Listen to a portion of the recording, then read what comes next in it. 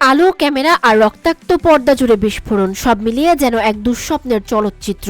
অথচ এটি একটি পূর্ণদৈর্ঘ্য বাণিজ্যিক ছবি বরবাদ। আর সেই ছবি দেখে বিস্ময় ও হতাশা প্রকাশ করেছেন জনপ্রিয় উপস্থাপক, মিডিয়া ব্যক্তিত্ব ও ইনফ্লুয়েন্সার আব্দুন নূর তুষার। নিজের ভেরিফাইড ফেসবুক পেজে দেয়া এক দীর্ঘ পোস্টে বরবাদ চলচ্চিত্র নিয়ে তীব্র সমালোচনা করেন তিনি। তার ভাষায়, ছবিটি সময়ের অপচয়, শিল্প নয় বরং এক ধরনের বিকৃতি।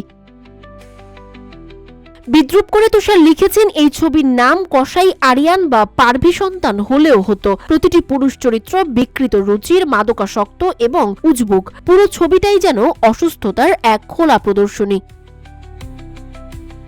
চরম হতাশা প্রকাশ করে তুষার বলেন, চরকিকে এই ইয়ার্কির জন্য আর কি বলবো।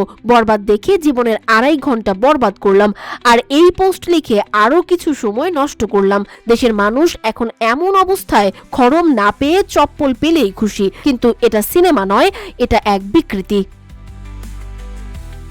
সমালোচনার তীর থেমে থাকেনি গল্প ও নির্মাণ শৈলীতেও। তুষার লিখেছেন, এই ছবি হয়তো হিট হতে পারে কারণ এর মধ্যে রয়েছে নায়ক নায়িকার চেহারার আকর্ষণ ও কিছু বাহ্যিক গ্ল্যামার, কিন্তু কাহিনীর জায়গায় কিছু খুন, কিছু বিকৃতি, কিছু মানসিক রোগ আর কিছু টমেটো সস আলতা দিয়ে বানানো রক্ত ছাড়া কিছুই নেই।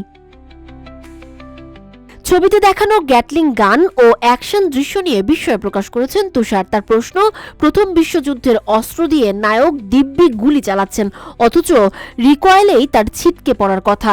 50 জন ট্রেইনড সৈনিক মিলে একটি গুলিও লাগাতে পারে না। সিনেমার পুলিশ এতটাই দুর্বল। গভীর ক্ষত হলে সাধারণত ডাক্তার সেলাই দিয়ে থাকেন যাতে ইনফেকশন না হয় এবং ক্ষত দ্রুত শুকায়, যাকে বলে স্কিন অ্যাপোজিশন। এমন ক্ষত সাধারণত 7 থেকে 10 দিনে সারে। তুষার মন্তব্য করেন, অথচ বরবাদ ছবিতে কয়েক মাস পর ব্যান্ডেজ খুলেও দেখা যায় দগদগে সেলাইবিহীন রক্তাক্ত ক্ষত। এটাই বোধহয় নতুন মেডিকেল শাস্ত্র।